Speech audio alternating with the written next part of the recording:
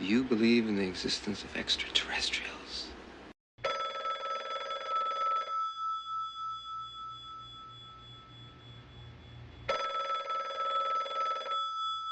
Will someone answer that damn phone?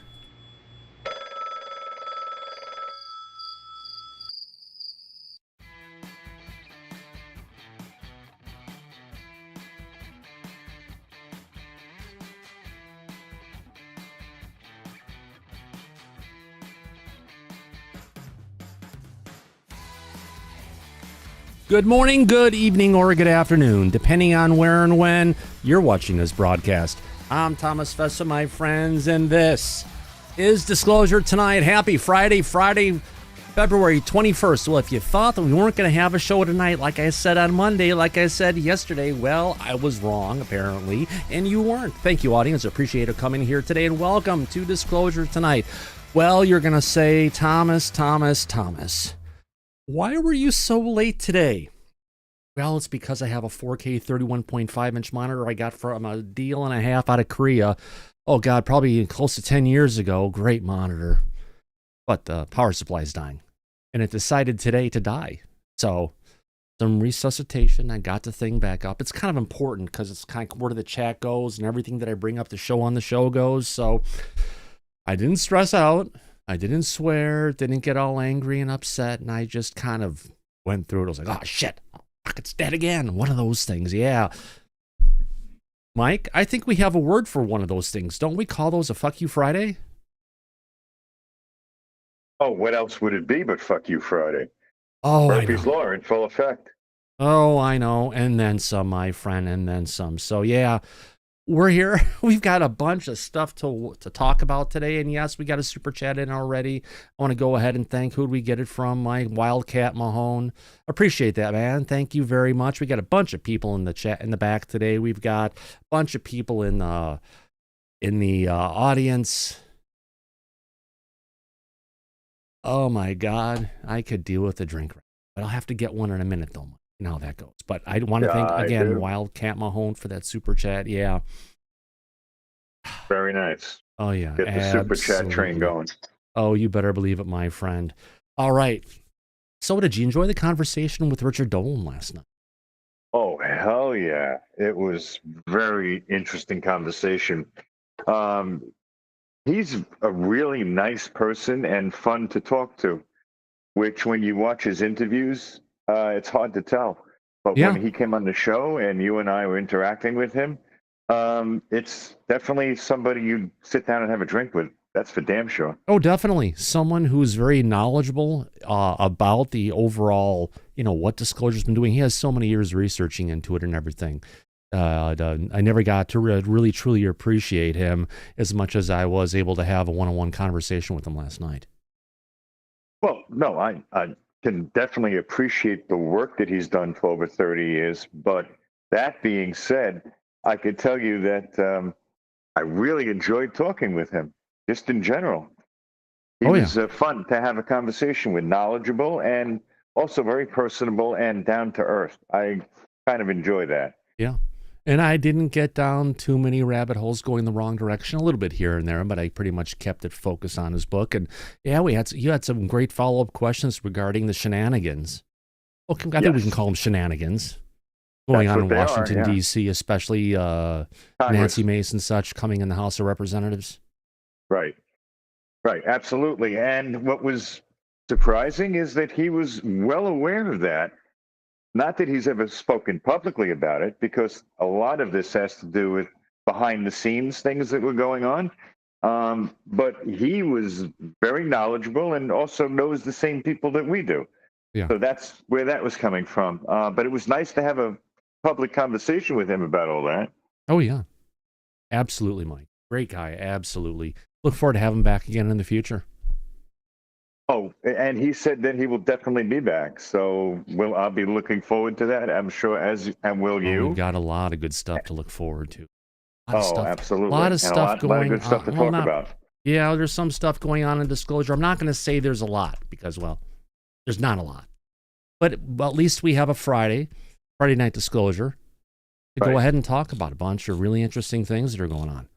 Oh, not only that, but Trump fired the chairman of the Joint Chiefs of Staff today, on Friday, of the Air Force. He was Couldn't have happened to a nicer guy. Yeah, yeah. Well, listen, he seems to have been a very strong proponent and advocate for DEI and transgender military personnel, and that goes against Trump's agenda for straightening up the military. So he got fired today. They said they were going to clean house in the DOD. You know, I hope they put the thing in place that say people who are who are in positions of power at the DOD can't leave and go ahead and work for a military contractor. Well, yeah, that's a very good point. But I understand that Elon has Doge looking into the DOD, and they fired 5,400 probationary employees today. So that's good. They're cleaning house, it seems like. Yeah. You know, Doge definitely needs to be looking into a lot of the military spending, because apparently there's some $46 million that's been spent on some military funding, with $40 million of it that was actually supposedly spent to buy a villa in France.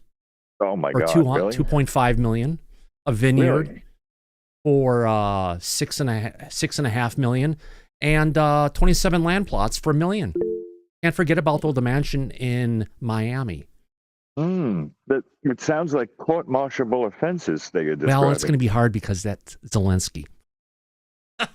Oh, was it? Oh yeah, the dirt's going to be coming on that one soon. They're going to figure out where all that money went. Wow. Yeah. A lot of stuff happening, but sorry, it was one of the things I put in my, it's kind of one of those things happen. You're on your way someplace, and what do you run into?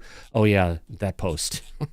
That bookmarks. All right, so let's get down to brass tacks on this one. Let's get into, if we want to call it, the Department of Energy. Download this one. Save it. The good old DOE. We were talking to Richard about it last night. Oh, yeah. Oh, yeah. And then some, my friend. Folder on this one, the Department of Energy. It's one of our old friends. Because, what is the Department of Energy's job, Mike? It's to go ahead and create all of our high-tech, wonderful nuclear or otherwise sourced energy systems like nuclear fusion, all that kind of stuff. There's, they're even over oil and gas and everything. They're about Department of Energy, right? Right, exactly. Yeah. And I've always said, best place to hide UFOs, because they're going to be the ones, they're not going to be given the energy sources to the military-industrial complex to figure out how this stuff works and how it can be turned into something useful. Or, supposedly we got some of the brightest minds in science at the DOE for energy systems, and it would make sense because, how many national labs are there in the United States? There's too many to count, but there's a bunch of them. But they're well-funded. They've got top-notch security. They do. Oak Ridge, Sandia, they have all the work that they do is also. Which is the one down in New Mexico? It's Kirkpatrick is at Oak Ridge. No, the one down in New Mexico.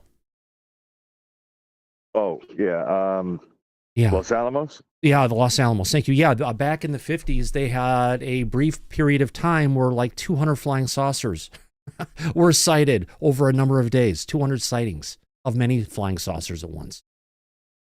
Yeah, that sounds like a swarm to me. Yeah. And, apparently Los Alamos, that's where they, if you want to call it, created the bomb. Right, they did. And also, after the bomb was created, they took the Manhattan Project and supposedly shifted over to UFOs, let's call it. Well, David Grusch said that in his Jesse Michaels interview, that the Manhattan Project was also covering for UAP investigation from the government. Well, yeah. Yeah.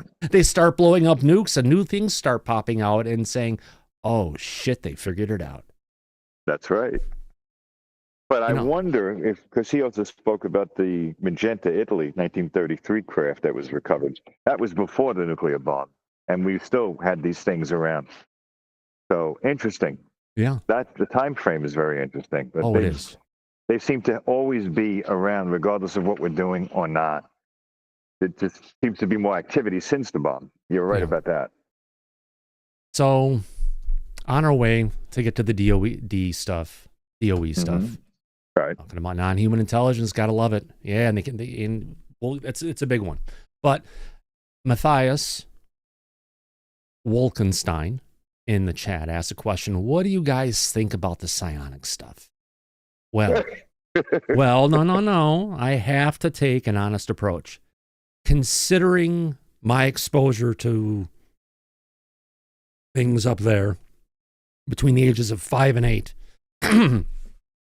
and my involvement in Silva Mind Control back, and I think it was 76, 77, somewhere like that, with my mom. She took me to like 2 or 3 classes.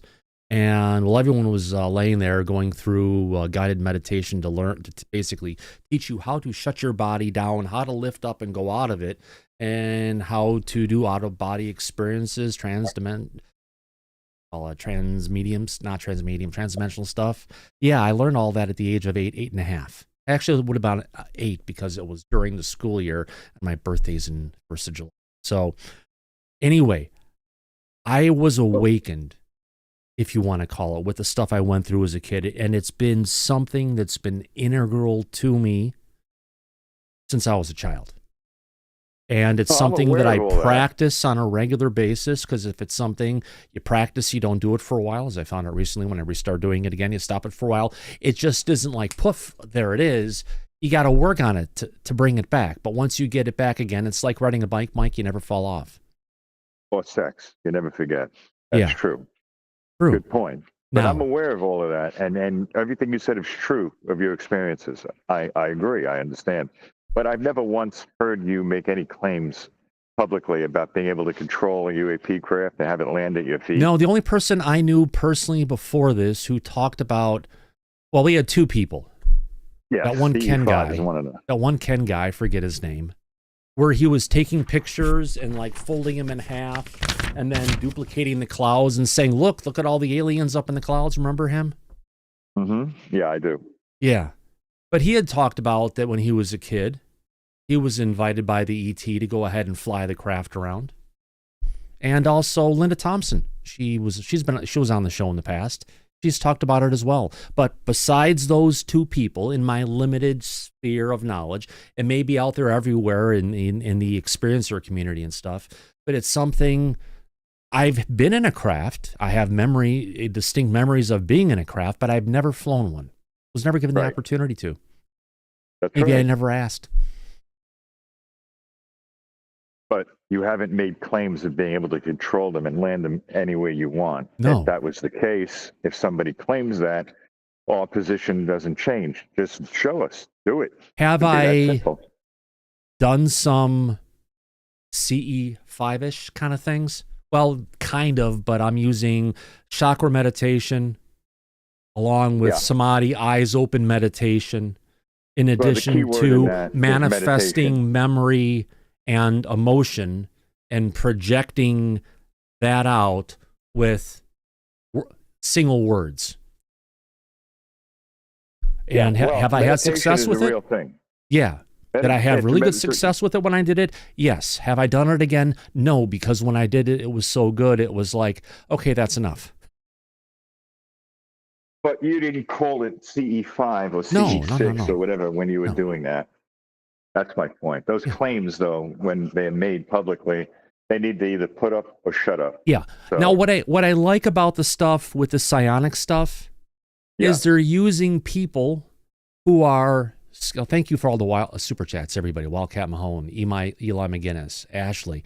What I like about it is they're actually using people who are trained in meditation, right? Right. Used to doing the kind of woo stuff that I do, but trained in it for going ahead and doing the connecting. It's not just your average person going outside saying, hello, ETs, I love you. Please come and visit. No, it's a lot more in-depth and layered than that. There's a lot more skill that's required. Right. Someone can ride a bike, but not everybody can be in the Tour de France. Well, that's true. Good point. Where the hell that analogy came from, I have no idea. It's a good analogy. Riding a bike, but yeah. Mhm. It takes a lot more. Basic skills, but a lot of practice and everything to get to that state of mind. So now, am I hearing some things about some claims about being able to pilot a craft and bring it in and land it?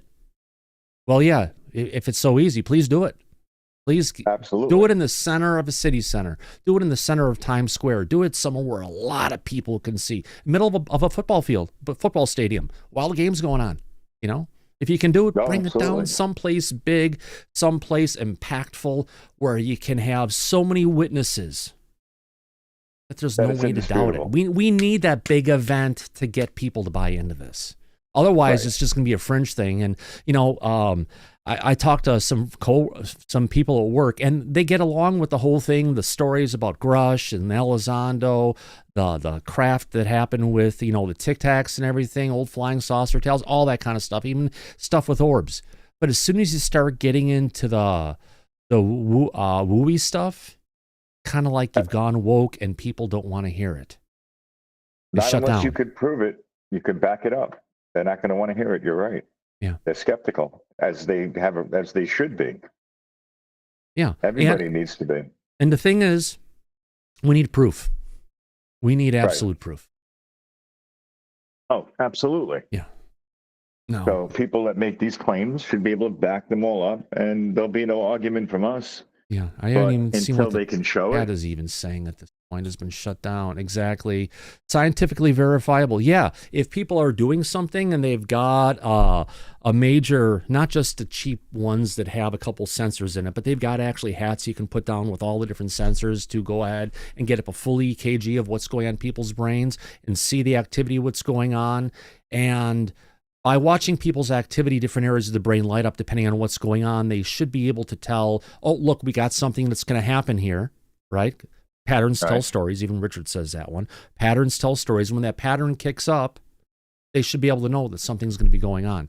Again, if they've been doing this for as long as they've said they have. Now, there's just a lot of talk at this point. Oh, and there's also been some woo going on. Pictures of Grusch here at a woo event to bring up, too. A lot of things. But Andy, you have your hand up, my friend. Yeah, I want to chip in on this CE5 thing. You know, I find it a little hard to believe. Somebody I was talking to recently was saying, you know, these entities, craft, whatever it is, they seem to have almost godlike abilities, you know, and they can interface with us quite easily. They seem to be able to, you know, find whatever waves to get into our brains. Yet, you know, I find it hard for us to reciprocate. Right. I'm not saying, you know, I just struggle that there are people that can physically go out and bring these craft down. Right. But you say, you know, we need these people not to do it to 50 people out in the desert somewhere. Do it, you know, when your president is holding a press meeting outside. Do it there, you know, show it, you know, yeah.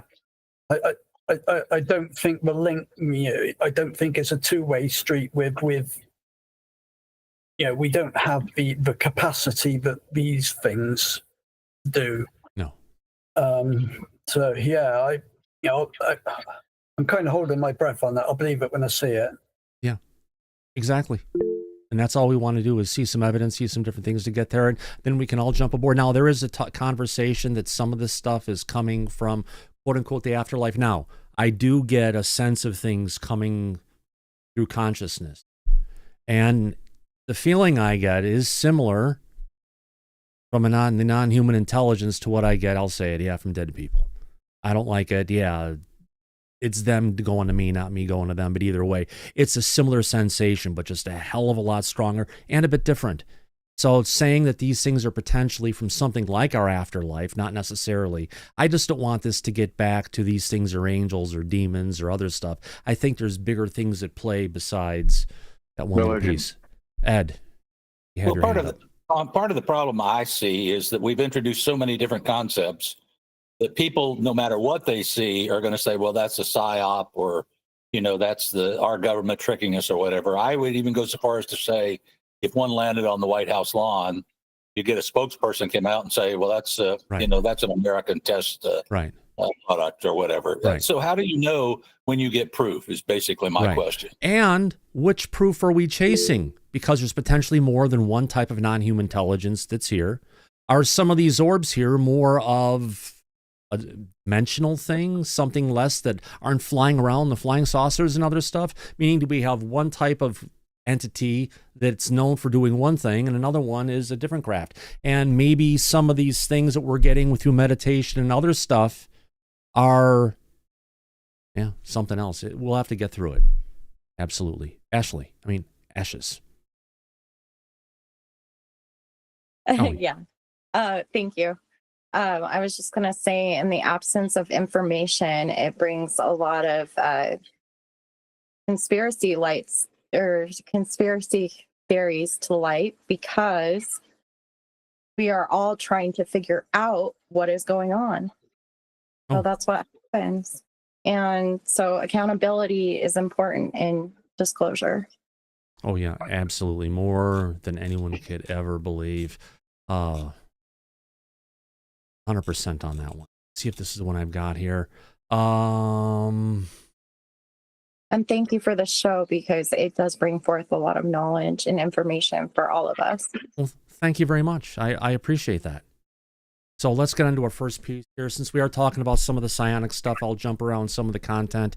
Let's get into this. Here we go. Let's see if I can go ahead and get up the full solo. Here we go. This is coming from one of our friends over on Twitter, Neanderthal. Love that name. Danny Sheehan, this is a video we've got out there, says that the psionic program recruited children to bring down actual ET craft because military pilots were having trouble. He says there's been substantial misconduct with the children that have been recruited, and also the occupants of the ET craft. Now, Mike, really quick here. We've had Danny on here in the past. Several times we have, yes. Absolutely, several times. And in with him being here, and Yes. everything that I've heard from Danny say about this in the past, have you ever heard him talk about the military recruiting kids to flying saucers? Before claims were made first from Michael Herrera, Stephen Greer, and now Jake Barber. Well, No. recently, like with James Barber and everyone coming out on this stuff, yeah. Yeah, not before that coming out publicly. No, I have not. And we've had plenty of private conversation with Danny as well, and I could tell you that never came up. So you're right about that. Yeah, something new. Yeah, it is. All right, so yeah, it's definitely something. I was trying to figure out what is that in my studio, and well, it's the webpage.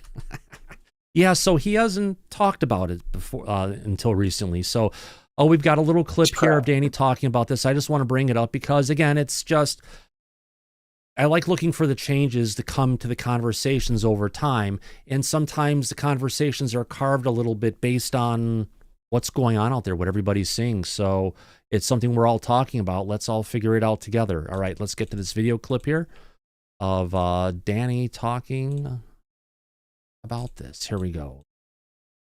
And the source is, there's a podcast called New Thinking Aloud, and we'll go ahead and share a link for that. The new podcast that's out there. I think I've never heard of them before, but great to hear people are going ahead and doing this. So it goes on from there.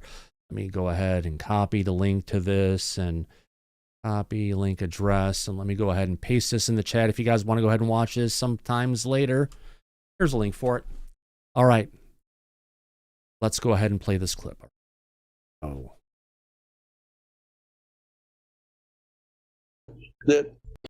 Now, the other problem is, of course, Everybody can hear that. that the fact that these vehicles are run by telepathic communication on the part of the pilot. that they were, in fact, having substantial difficulties in having the trained pilots that they have in the Air Force, for example, and in the Navy, that somehow they weren't capable of the kind of consciousness that was necessary to communicate and navigate these craft. And so what they did is they went out and they started trying to recruit people. As you point out, that they've actually gone and tried to find children who demonstrate these kind of psychic capabilities, and that they began a sub-program of psionics. This entire effort. Right, and this is something that I've talked to Colonel John Alexander about in the past, and I believe he had said that, or at least confirmed as far as my memory goes, could be off, that the government program that he was dealing with back in the 70s actually were recruiting kids from the civil mind control program that I actually attended as a kid. Luckily, I wasn't on the roster, so they couldn't find me back. Interesting to see now what they were using them for at that time. I've never heard, but they were recruiting them. But then again, you got to remember, Colonel John Alexander was heavily involved with Dr. Russell Targ and Stanford Research Institute, where they pioneered some of the most, some of the earliest techniques on remote viewing. Let's play more. To try to gear up people who have these capabilities and recruit them to actually be pilots for these craft. And so that they could bring down the actual ET craft themselves, not a mock-up of them, or not something that's like them, but the actual craft themselves, and have young children be trained over years to learn how to fly these things. Now, I've heard, Mike, that supposedly one of the craft that we have in our possession, they couldn't figure it out, maybe? And there were no controls and stuff, so they were trying to bring in people who were psychically aware, but they never, as far as what's been said, they've never had any luck, right? Correct. Yeah. From very credible sources like Dr. Eric Davis, have confirmed there hasn't been much progress in any of that. So you're right. And I trust somebody like Dr. Davis to come out because he has nothing to gain. He's not looking to get paid for any information that he's providing. And if anything, he has been very difficult to have him talk publicly about any of this over a long period of time. Yeah.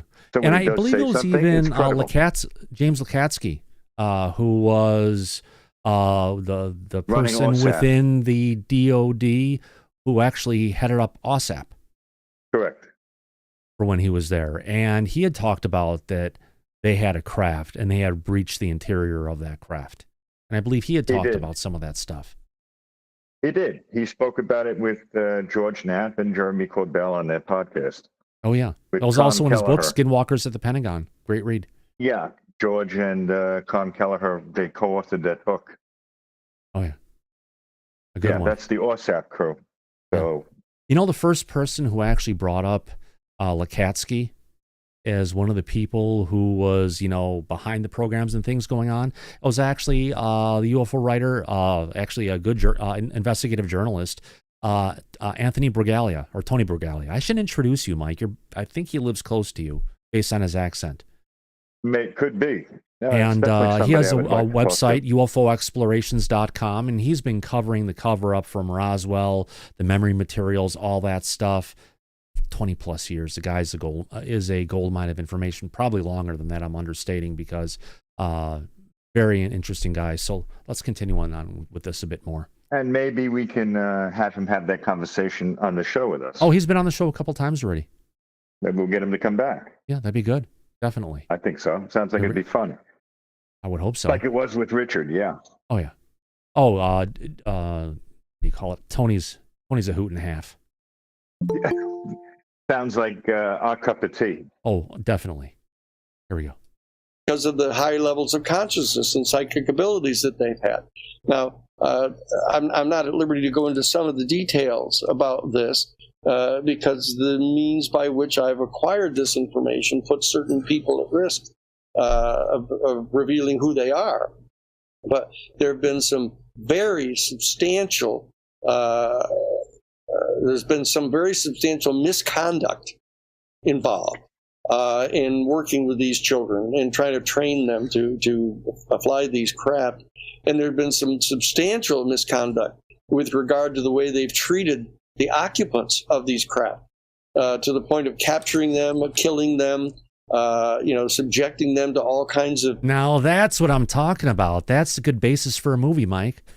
No, but that's a good one. And that's the part that could really get our ass in trouble. Put us in a sling and go to Pound Town, for that matter. We're screwed. If we're really doing that, we're bringing down craft, we're capturing, experimenting on, and killing it, them, whatever they want to be, it, them, it. NHI. NHI. And we're doing that? Oh, that is... Well, wow. Let me ask you this. If we did that to a foreign adversary, wouldn't that be considered to be an act of war? Oh, yeah. And then some. Right. So, yeah, it's called playing with fire. Oh, this is worse than playing with fire. This is playing with dynamite, actually nitroglycerin, while you're standing in fire. That's true. There's no way to keep it from exploding. If that's what we're doing, there's no turning back. Yeah. Severely advanced. Not something to do lightly, I would think. Yeah, exactly. Let's continue on. Finish this. Here we go. Coercive activities, and our New Paradigm Institute is working with people in the Justice Department. Now, the Federal Justice Department, to try to bring about a major investigation to determine what some of those activities have been, so that we can purge those activities from the present system that they're working with. Okay, and that's a whole kind of darker dimension of this thing. Oh, Mike, it will be a darker dimension. Isn't Pam Bondi in charge of that group of people? Oh yeah, she is. They're going to wish they didn't come into work when that happens. But it's lining up. Everyone who's the department from the what do you call it? The heads of all the different parts of the executive branch are all lining up to support this. So time will tell. Let's see where it goes. It should be interesting. I'd like to see what comes out. Yeah, absolutely. But I could tell you that there was an article from Christopher Sharp in the Liberation Times talking about Arrow, Joe Kozlowski. Oh, that's the new one where we're going to cover tomorrow? Is it? Yeah, we can cover that for tomorrow, yeah. Good point. Yeah, well, it's a segue into what we're talking about now with Danny, but yeah, we could do that tomorrow. Oh, yeah. Perfect, my friend. Thank you. All right, now don't worry, I've got a much more posts for us to go through here. I can leave this one pinned, and let's get past, there, that's at the top. I've got another one in here with Danny. All right, we've got Danny over at that UFO podcast. We're kind of friends with them. 3-minute-ish clip. Again, great interview to go ahead and watch with Danny Sheehan. Let's get into it. I will go ahead and post the link for that UFO podcast, the presentation of it. You go ahead and copy the link and put that in the chat. Danny. Yeah, I'm sure Andy would appreciate that. Danny on that UFO podcast. There we go. All right, we go. So let's go ahead and play this clip and see where Danny takes us on here. Actually, what are we going to be talking about? Let me get a good preface for the audience. I think they like that.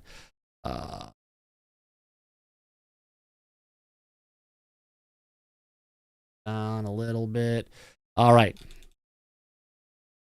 Top line. What are we talking about here? Danny Sheehan, until this group that is in charge of the UFO. Let me get us out of here really quick. Oh, yeah, no, wrong one. Definitely doing. Step away. Here we go.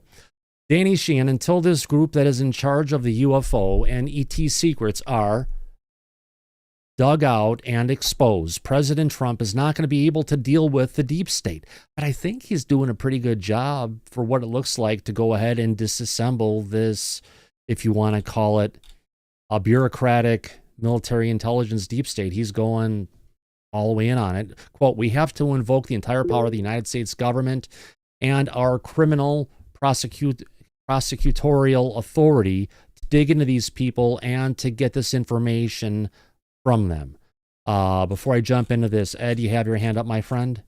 Oh, yeah. I kind of been screaming here in the background to see if you were seeing me wave my hand. But yeah, can you hear me now? I got you. Yeah, I couldn't. It didn't look like I was getting through. Because I've got some background that I wanted to fill you in on. That was the segment that I was telling you in the before show that I'd already seen, both of those actually.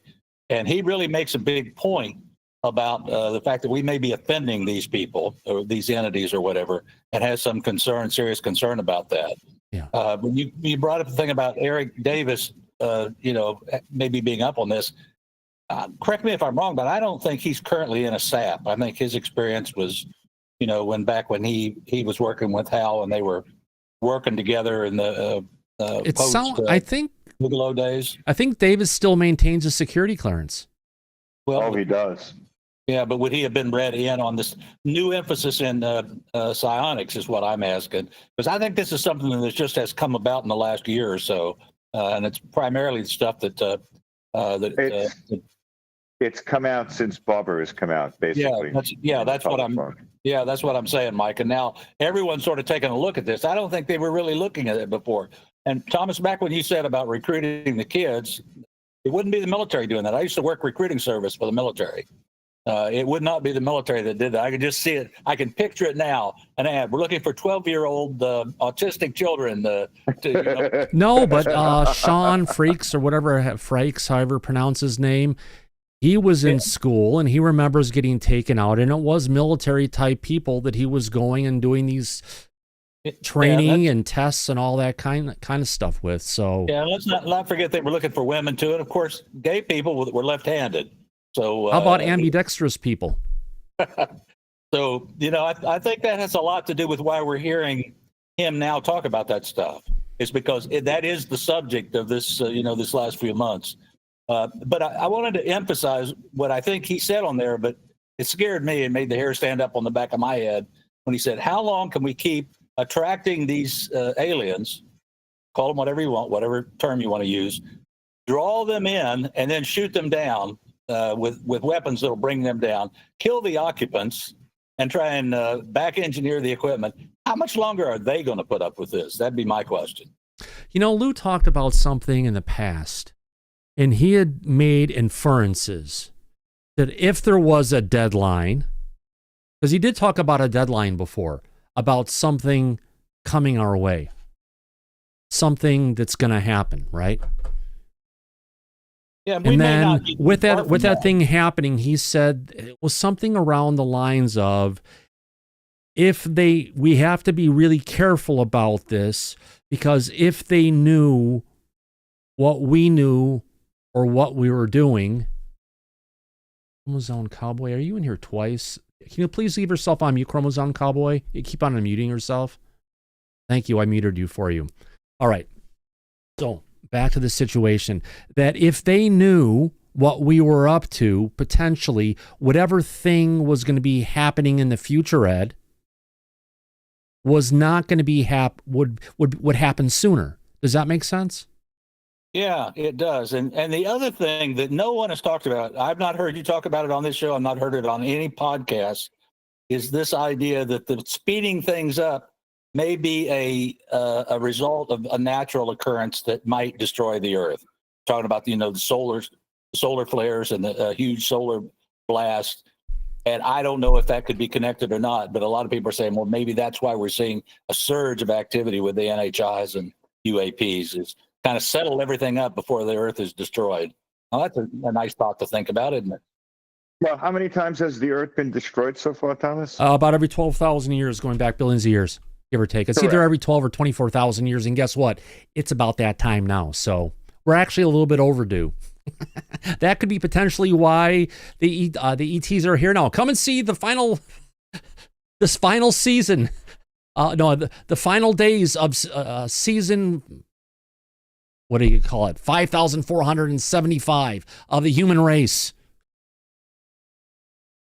Before we reset and go to the next season. So, Ed, let me pose it and put it back to you real quick. I'll play devil's advocate here for a second.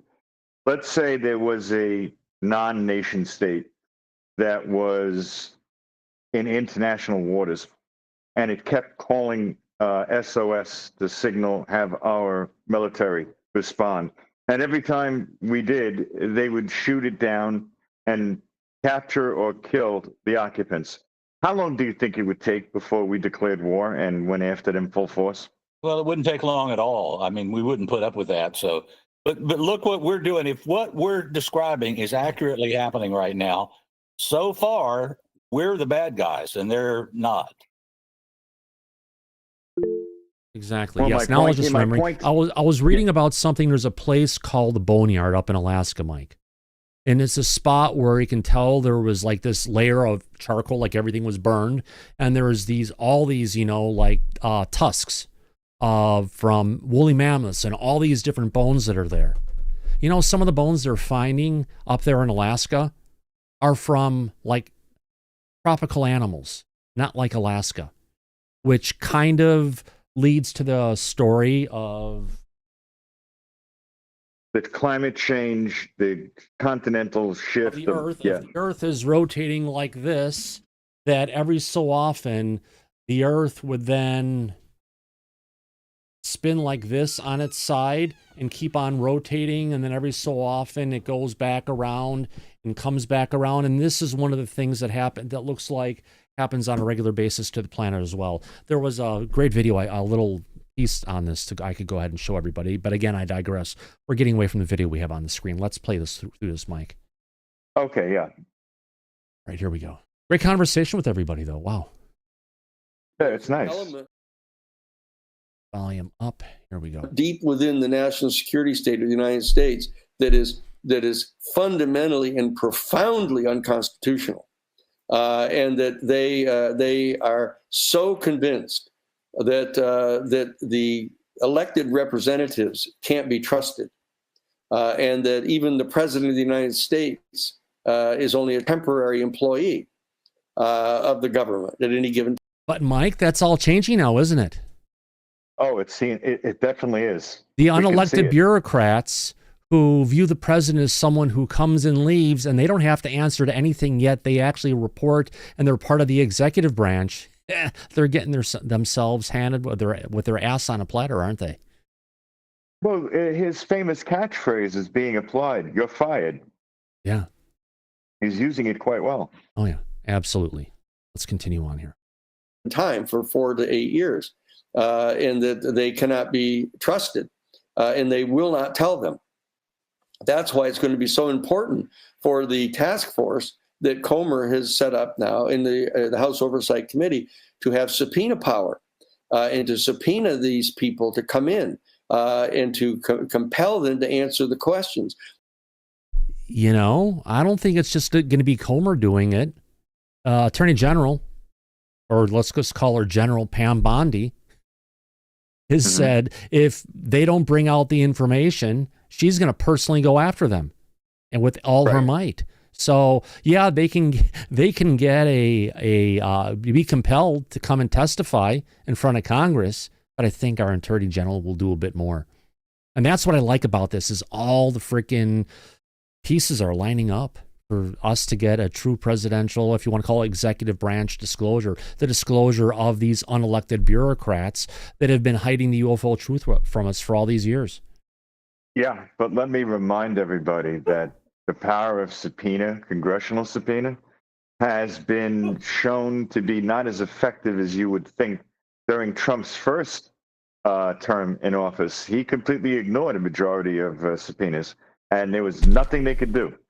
So even if they were to issue congressional subpoenas at this point, I think it would be limited in its scope and effectiveness. But if you have the full weight of the Department of Justice, that's a different story. Let's just say he learned. Yeah, exactly. All So right. I'm not so concerned about Congress. All right. Brian, I'll get to you as soon as I get this video clipped on, unless there's something really pressing for what we were just talking about. No, I was just going to reiterate real quick that keep your eye out for Glenn Grotham, who is going to have the subpoena power over that task force, if you will. Glenn Grotham, a Republican, he is part of the swamp, But I do agree No, with you, the person, they have no subpoena power whatsoever out of that task force, and the person who has subpoena power is Comer, and Comer said he's looking forward to using it if he needs to. If he needs to. So we will see.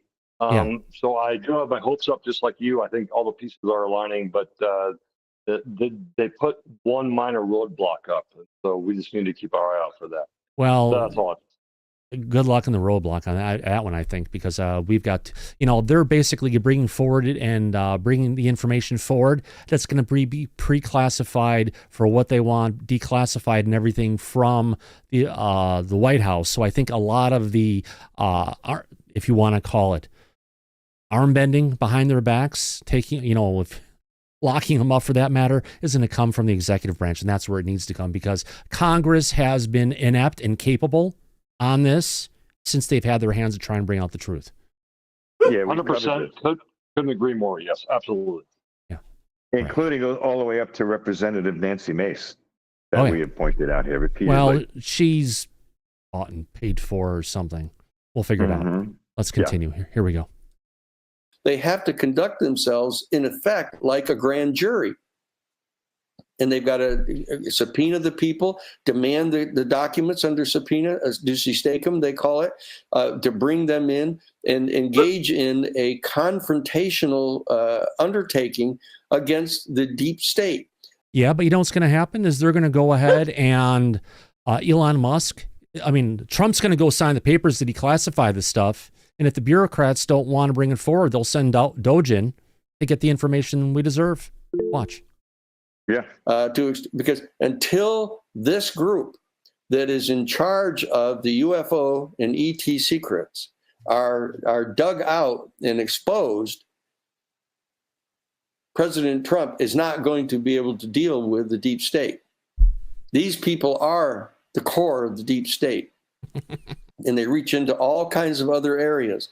Bingo. At least he's not the only other person who's saying it. Yes, at the core of the deep state is the UFO problem. We talked about that last night with Richard Dolan. Yeah. I'll tell you, Danny seems to be on a kick, because if you remember in the past when he talked about bringing these members of the deep state out publicly, he was an advocate at the time of truth and reconciliation. He said you'll get them to come out willingly if they don't have anything to fear. It seems like he's switched that position. Now he wants to burn bridges and drag them out kicking and screaming. And we had a lot of people talking about we need to give these people anonymity. And I've always been like, oh, fuck. If this is the dirty shit they've been doing all this time and they've been actively covering it up in their lifetime as their job, well, there is no need for anonymity. Whatever they've done, they're guilty. Exactly. But I have a feeling Trump has everybody in place in his cabinet that needs to be in positions of power to be able to properly unseat the deep state that the hold the deep state has had in our government for decades. And I don't think the obstacles are going to prevent him from doing that as they once did before. Exactly. Brian, real quick. Yeah, just remind everybody, Marco Rubio was appointed head of the National Archives. And so the historical, if you remember what Rick Doty says, he wants to bring this out in a historical format. So, you start off with Roswell, what have you. Some of those classified as well as unclassified documents. Yeah, they may be in the National Archives, or they may be locked away someplace else because they couldn't trust the National Archives. Right. That's right. But at least if something's in the archives, it will get brought out. Yes, you are exactly right. And there are a ton of papers that should have been there, last year, but they last minute they said, "Oh, no one's given us their homework. We're going to give you an extra year to finish off your report and send it to us." Bullshit. Yeah, so no more time delays on declassifying stuff, and you're exactly right. Exactly. Let's move on. Here we go. But this is the core of the deep state. This is the most profound, deep secret that is held by the people that are operational in the deep state, and they will not voluntarily tell the president, and they will not voluntarily tell the Congress. They're going to have to be compelled to do that. Yep, and that's what Pam Bondi's for. New Attorney General. We'll go a lot further than just a subpoena for Congress. That's why I've been asked to draft the complaint under the Federal Criminal Racketeering Act, the federal criminal complaint against these people. Okay, then don't wait anymore. File it today. Don't wait till next year. Don't wait to see what happens. File it today. Danny had talked about wanting to go ahead and bring a lawsuit against the formation of the, if you want to call it, the National Security State of America, for how it fundamentally changed our rights in this country, because that's at the core of why they can't bring out the truth. The National Security Act of 1947, he deemed to be, as a constitutional attorney, he deemed it to be unconstitutional and wanted to challenge it in court. But we never heard anything further from him on that, have we, Thomas? Yeah, and there's an interview. It was a UFO Roundtable with Lou Elizondo, Danny Sheehan, and Sean Cahill. We had it here on Disclosure tonight, probably a good couple of years back, if not longer at this point. It's on the main shows down below, and that's where Danny put his entire plan out there. And when after the interview was done, he's like, Lou was like, I didn't think that Danny was going to go ahead and give out his total game plan. Right. He did. Yes, he did. But it evaporated up into smoke because he never moved forward on that. Didn't happen. Right. Here we go. And I'm in communication with high-level people inside the Justice Department and inside the FBI who are perfectly prepared to go forward with criminally prosecuting these people. That will put the fear of God in them. That's coming to get them if they're going to continue to. And up to this point in time, they haven't been threatened with that. They know they can get away with anything they want, and that nobody's going to do anything to them. So I see Ashley clapping in the back, or Ash. Thank you, Thomas. I'm sorry, but I'm pouring my heart and soul into this. And when is the best time to plant a tree? If you want shade, when was the best time to plant a tree? Yesterday. You know what I'm saying? Oh, I gotcha. I'm totally with you. This needed to happen so long ago, and finally someone's saying something about it, but are they doing something about it? And I just found out Luna actually wrote some letters and stuff, and she is making progress. She's working on it. I want to see everybody that is in this game come together and work on it. And he's so right. You got to expose it to disclose it. Exactly. So I'm all for this. So I'm just excited. I'm happy. Absolutely. Let's continue on. Here we go. So that we have to do that. And we have to invoke the entire power of the United States government and our criminal prosecutorial authority to dig these people out and to get this information from them and get it into the hands of the responsible people in Congress who have the adequate security clearances and can be adequately trusted to exercise authority on behalf of our people concerning this information. That's the key to this interview.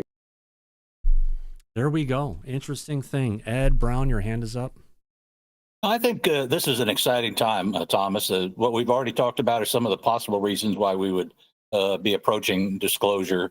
The other one that Danny talks about, it wasn't on either of these two clips, but it was within those interviews, was the fact that we seem to become more divisive in our country. And he says he doesn't think the NHI is going to put up with that much longer. And he specifically said, the fights that are going on between Democrats and Republicans, the right and the left, and various other factions that are at odds with each other. And it kind of goes back to Ronald Reagan's speech at the United Nations when he talked about an invasion might possibly be the one thing that would bring us all together and make us citizens of the world rather than citizens of a particular country. So a lot going on.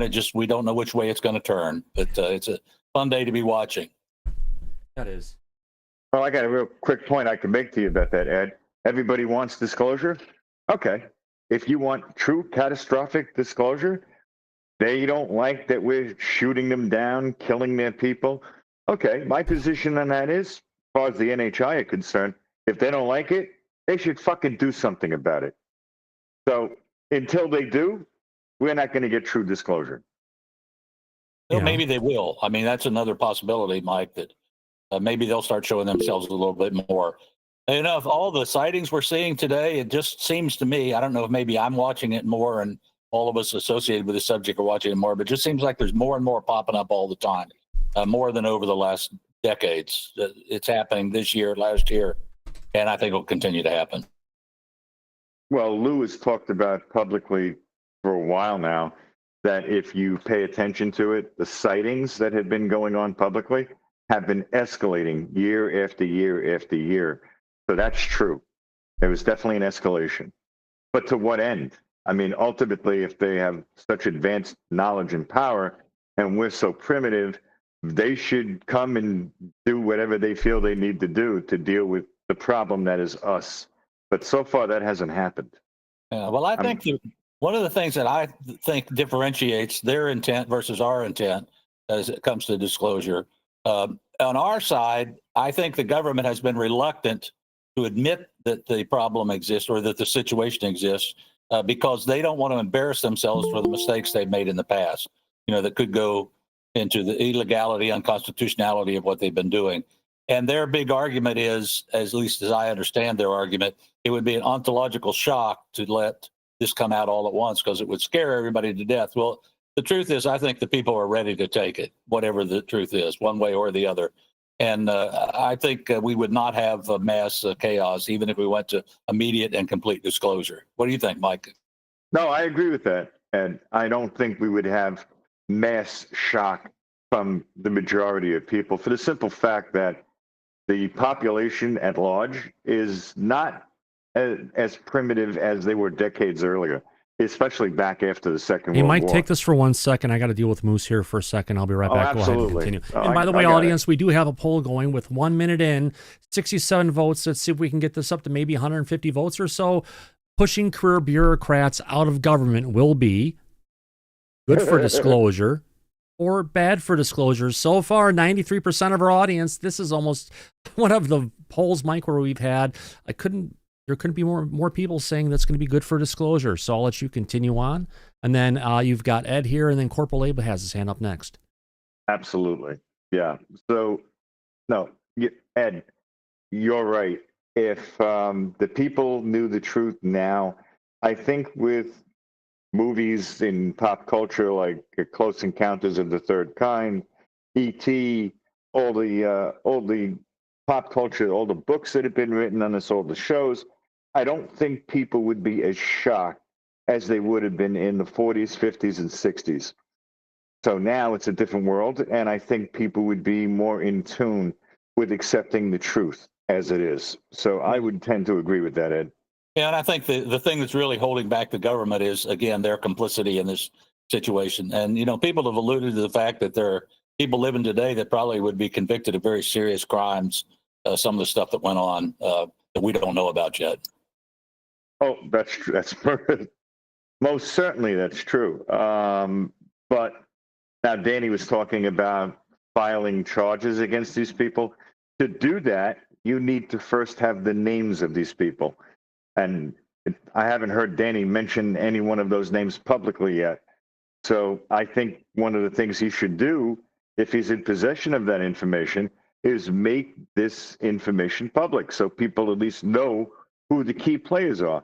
But he hasn't done that either. So how could I put this? I question his judgment, but that's my personal opinion on that.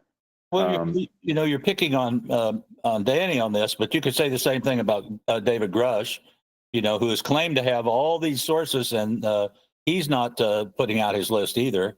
You know, a lot of people are probably holding names back that they don't want to say because they don't want to expose these people. But if all of them came out at the same time, I think it'd be pretty convincing. Well, Ed, you were in the military, so you know this all too well, I'm sure. Grusch had national security clearances that he could not violate, and NDAs that he absolutely could not violate. But Danny doesn't have government NDAs or classification that would hold him back from making this information public. It's why I use Danny as an example and not Grusch. Yeah, well, that's true. So hopefully we'll get something out of him. Yeah, I'd love it, but so far we haven't. Yeah, thanks for letting me share my thoughts. No, Absolutely. anytime. And if I Good can, point, really sir. quick, I want to thank Daryl Zerning for that wonderful super chat who said, why don't we do a survey? And Mike, we've got an answer. 92% of our audience has spoken. That's 192 people, 92% out of 131 votes. Not bad for me having to step away to deal with the dog.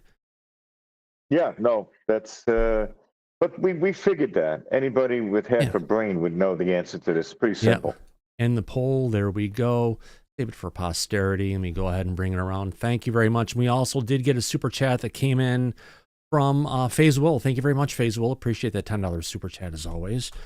Let me go ahead and get this back and shrink it down. And now we can get to, we got more videos to play and everything, but I do want to get into this one document I've got here, Mike, around here somewhere. Here we go. So what do we have here? We have a document from the U.S. Department of Energy, also known as the good old, if I can shrink that, bring that. I'm not going to. I can make it fit. There we go. The good old DOE. Yeah, National Department of Energy. Oh, the title card. Didn't I talk about that? I think I did. What did I say on that title card again? Oh, yeah, there we go. U.S. Department of Energy claims NHI are exempt from declassification. What? Yeah.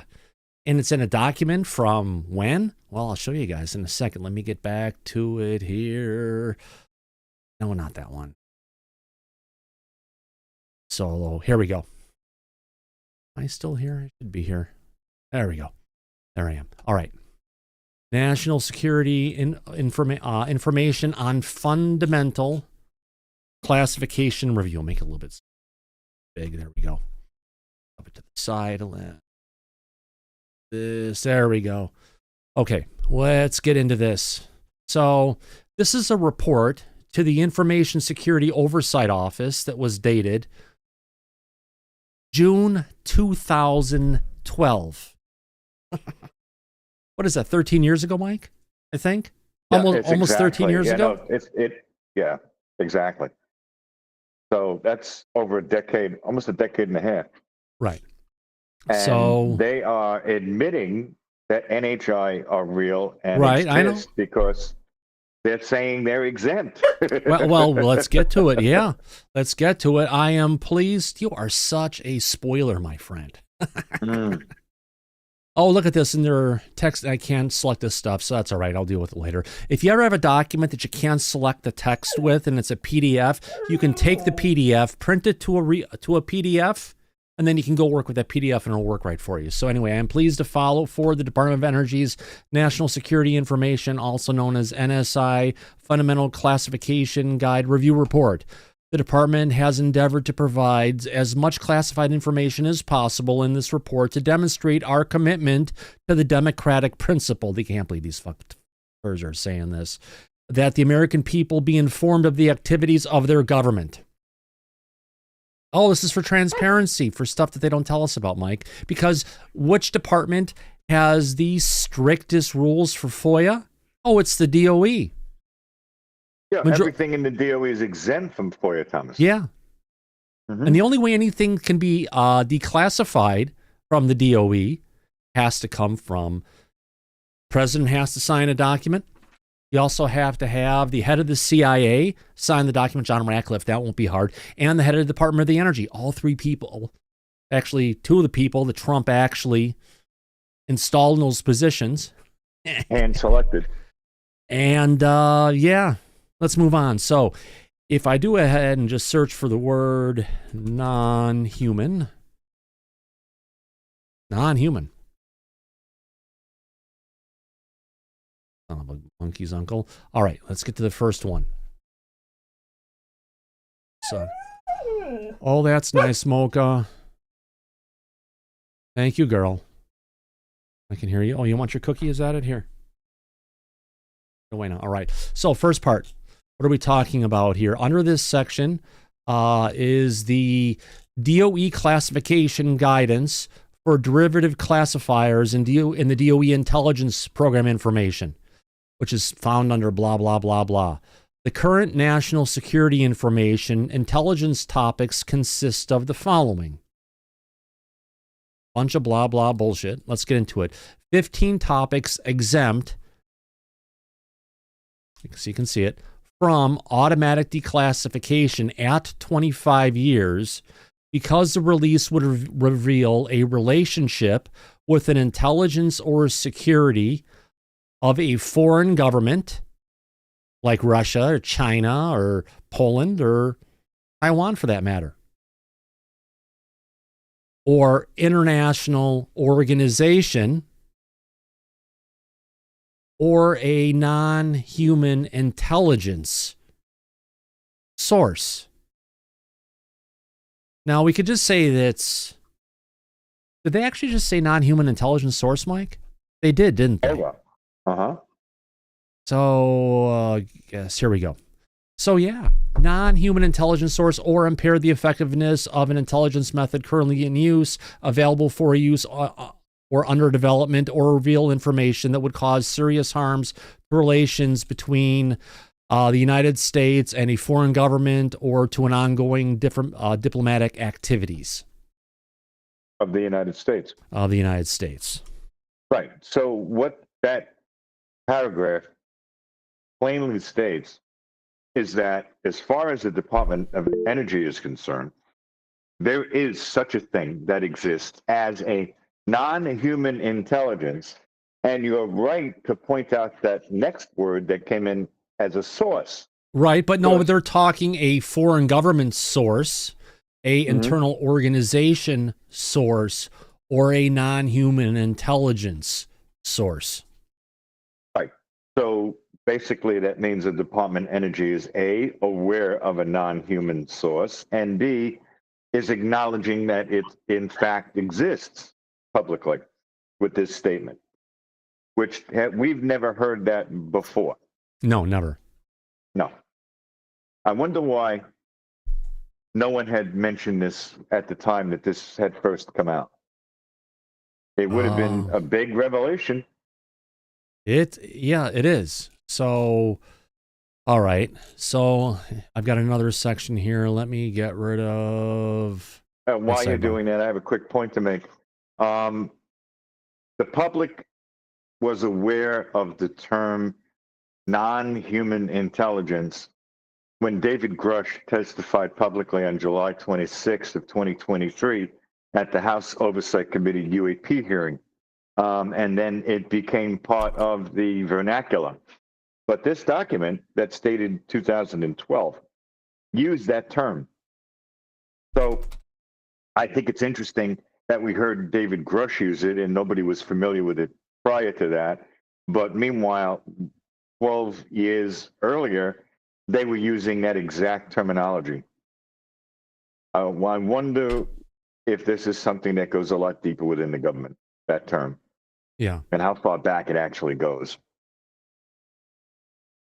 But Grusch was the first one to publicly bring that out. Okay, so the earliest mentions of non-human intelligence, yeah, it goes back into the 50s to 70s. Concept of extraterrestrial or non-human entities interacting with Earth has been part of the discussion since the late 50s. The 1980s to 1990s, some researchers, particularly in the UFO community, started using non-human intelligence as a broader and less assumptive term than extraterrestrial, allowing the possibility of being interdimensional or other origins, or like ancient aliens for that matter. So right, it's been in use for a while. So them using it in 2012 points back to well before Grusch, and it's been used well before Grusch. Interesting, because when you're dealing with the public, they just simply use the term UFO. That covers all of this. Non-human intelligence. Even Jacques Vallée was using that in 2010. Wow. Yeah. That's interesting. Good point. Yeah. Thank you for ChatGPT. Let's get on with this. So, all right. Over a little bit more so we can see it. So, again, coming with another background declassification standards here. For derivatives, classifiers, and DOE counterintelligence program information is found in blah, blah, blah. There are currently CI topics 144 that consist in the following. 79 topics in this group were exempt from automatic declassification in 25 years because, again, it would reveal a relationship with an intelligence, security service, a foreign government, or international organization, or the use of a non-human intelligence source. At that point. And then 5 topics are exempt from automatic declassification at 25 years because the release would reveal a relationship with an intelligence or security service or foreign government, blah, blah, blah, or the use of a non-human intelligence source. Wow. That says a lot. And this is well before the era of AI, correct? Yes, Moose, well no. before.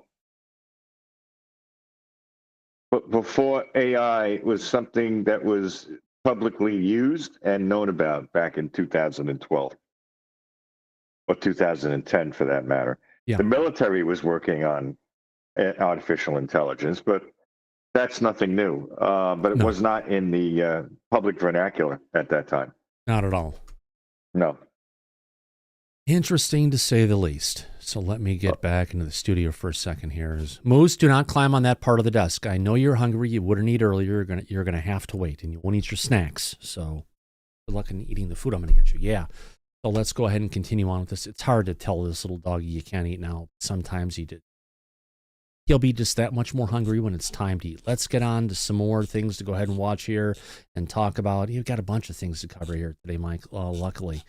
Okay, we've got the one with Danny. We've got the other one with Danny. We've got the other one with Danny. We're going to play that. Daryl Zernick, your hand is up, my friend. So I don't know if it's kind of like breaking news, right? Somebody posted that Trump fired the Joint Chiefs of Staff guy. Yep. He replaced him with another like character right out of political fantasy land. General Raisin Kane. Oh my God. Is that a real person? That's a real person. He talks about the story about him landing in Afghanistan with all the lights on Air Force One off. And when he gets off the plane, he meets this guy, General Kane. He goes, "What's your first name?" He goes, "Raisin." He goes, "Can you tell me your name's Raisin Kane?" He's been telling this story for fucking 8 years. But he just made him the chief of the Joint Chiefs of Staff. Wow. It's like something out of a movie. It is. It's completely out of a movie. Wow. Maybe we're living in a movie. What branch of the service is General Raisin Kane? Air Force. Air Force. And he's active duty? Yeah. Yeah. Wow. I'd never heard of him before. He was the guy that told Trump that within 2 weeks he could get rid of ISIS. Yeah. 2.5? All right. We've got another story coming in here. This one is coming to us from Ross Colhart. And it looks like his Need to Know podcast. We can only play a smart. Actually, this is from Disclosure Team. We can play as much of this as we want. We don't have to worry about it. We have permission from Vinny to show this stuff. So let me go ahead and bring this up. Where is it at? And we could also play from Need to Know. We have permission from Ross. Exactly, but there hasn't been a Need to Know in a while. Ross Colhart says Skywatcher has millions in investments from Silicon Valley people who want to develop technology from NHI retrievals, and that scientists from the Legacy UFO program are waiting for the chance to work for a public company. Well, now we get back from government disclosure, we're turning into corporate disclosure. Right. Corporate secrets. Uh-huh. NDAs that are more watertight than the ones you'd ever see from the military. But you've said that before. We've talked about things, and you said that you can have a civilian NDA that could be far worse than a government NDA, right? Oh, yeah. If you got the right lawyer. Yeah, exactly. I had the right lawyer at one time. Oh, let's get up to it. Let's play this clip of Ross Colhart talking about this. Here we go, folks. Let's enjoy the video. Food. Likes it. Play it. I went to a conference at Esalen, south of San Francisco, which was a very restricted, very high security conference attended by some very, very high net worth people and some of the top scientists on this subject from all over the world. And I was blown away by the interest from high-level Silicon Valley, people who clearly know categorically that there's a cover-up, and they think it's hilarious and amusing that the public is still allowing itself to be misled and deceived. And they're operating on the assumption that it's real and positioning themselves by investing in Skywatcher so that they can basically be there to develop what the US has kept secret quite improperly for 60, 70 years. And there's nothing stopping them from developing that technology. And I mean, that's the exciting thing is. Okay, to develop that technology, like they think they're going to be able to figure it out when we haven't had the brightest minds behind the scenes trying to figure this out for almost 80 years. Maybe we just need to bring in some fresh eyes on it. We know that's what they wanted to do a while ago, but that was verboten to move it from Lockheed to Bigelow Aerospace. So let's continue. Is that, you know, there's a real probability now that the materials science technology will be out in the public domain. And more importantly, what you'll see, and I've spoken to people in the legacy program who've told me they want to do this, as soon as they see a private enterprise company in a public way working on the materials science behind these objects, they're going to jump from the legacy program and come and help. They want to go and work. They might not go public, but they want to go and work for these new companies. They really want to bring the knowledge and the know-how that they've developed in the black and take it. But isn't that a conflict of interest, Mike? If you're taking the knowledge and know-how, and you're sorry, Ross, I did not mean to get you in that point. Hold on. There we go.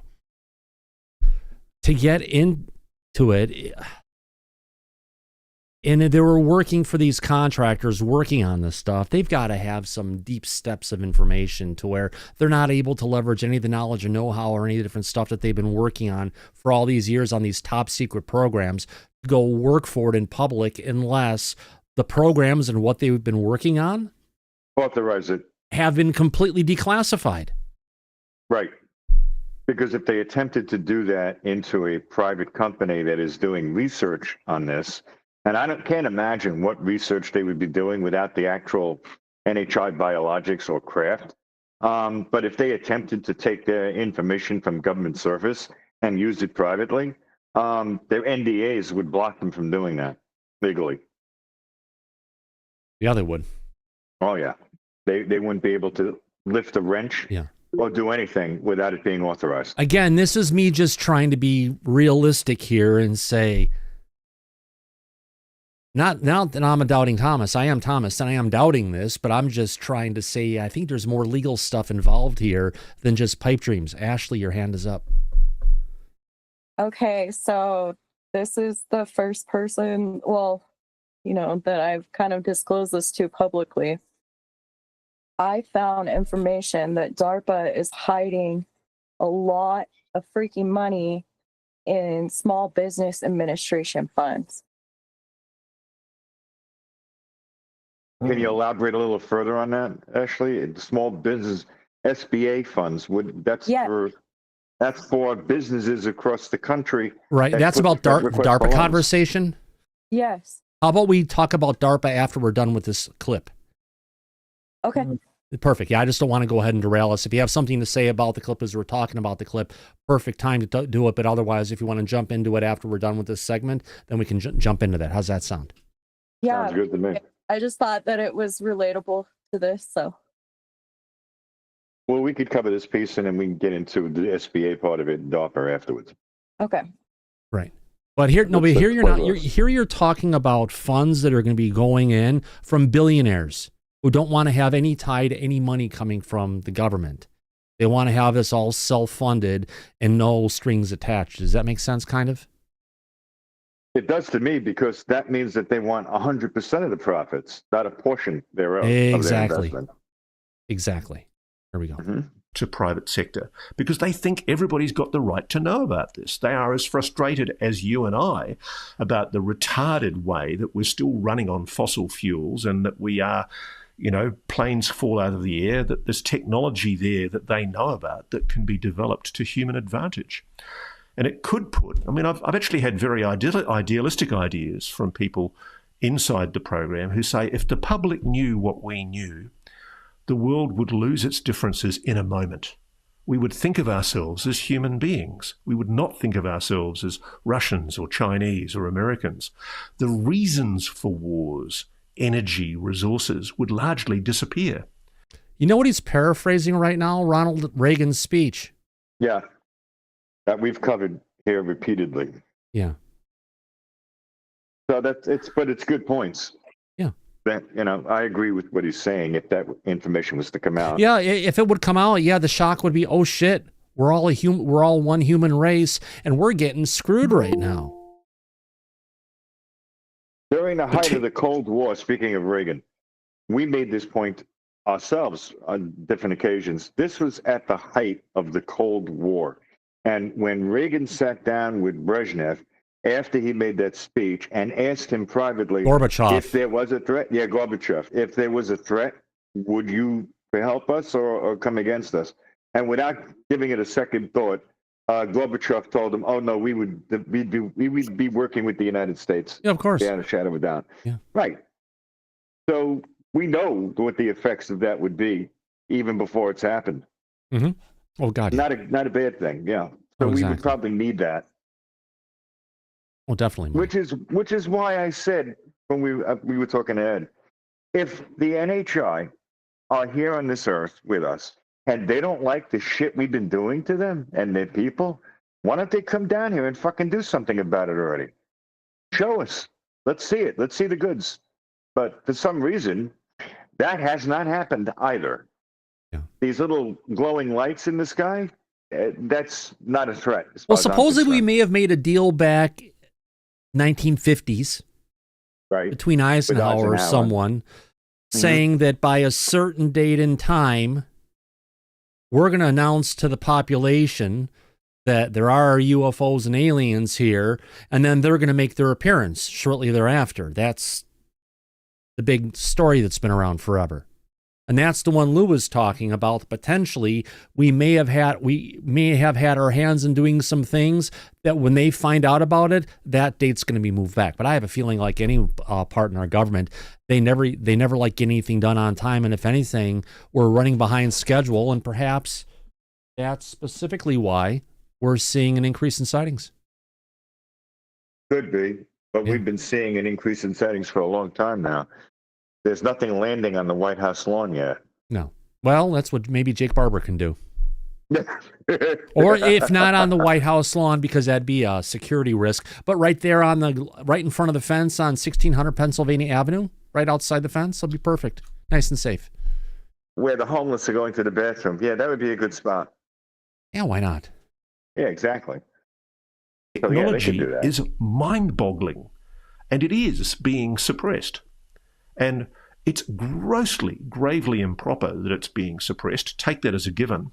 But if Jake and his team follow through with what they're doing, and they're only a tip of part of what's happening with Skywatcher, what you're looking at is a transformation, a paradigm shift that could usher in a new human revolution.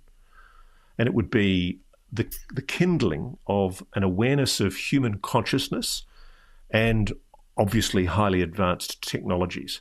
It could also lead to new spiritual understandings about ourselves and possibly challenge a number, if not all, of the world's religions. And I think a large part of the intransigence that we're seeing historically has come from the religious institutions, notably the Catholic Church, that knows all about the phenomenon and knows all about NHI, but has colluded in its suppression for decades. Yeah. A lot of things to say here. I won't say it, but I'll say it anyway. Is some of the situation of what's going on with Barber and Ross's involvement with it, Mike, looking more like he's a press guy for them than he actually is being an objective journalist? One can possibly say that. Now, I'm saying that he is, but it just has this feeling he's getting really closely embedded, just like you've got a bunch of people who are starting to work. Even Grusch is working with these guys now, apparently. Yeah, there seems to be a bit of a bias, at some bit of a taint. I would agree with that. Yeah.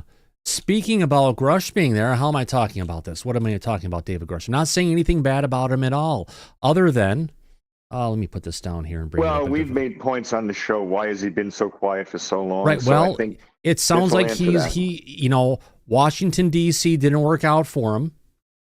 So he's gonna be working with Hollywood now. That's a good way to look at it, right, Mike?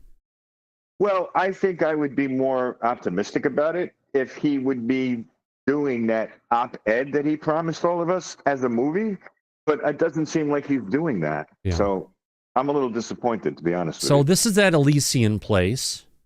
Yeah. I think that's some real rich guy there talking off to the side. Let me hide you off and hide myself on this one. Just bring it up here. And I think you've got the guy who was the meditator. Here we go. Maybe not him. Well, there's someone laying down on someone's lap. But in the distance, who do we have here? Before we get there, we've got a guru here wearing the hat. Mm-hmm. But then in the back, who is in the back row? We all think this is David Grusch, I believe. Sitting next to him, it may not be, but it looks like it's him. Sitting next to him, Jake Barber. I'm going to say Jake has a neck injury because he sits with complete total posture, which potentially means you have a classic neck injury. And then not quite sure who this guy is other than he has very thin and inset cheeks. But then over here, we've got Ross Coulthart, right? We do. Yeah, that's Ross. And I think this may be the guy from Salt. Yeah, that's what it looks like. And no, this is not Danny Sheehan off to the side. It's a woman. No.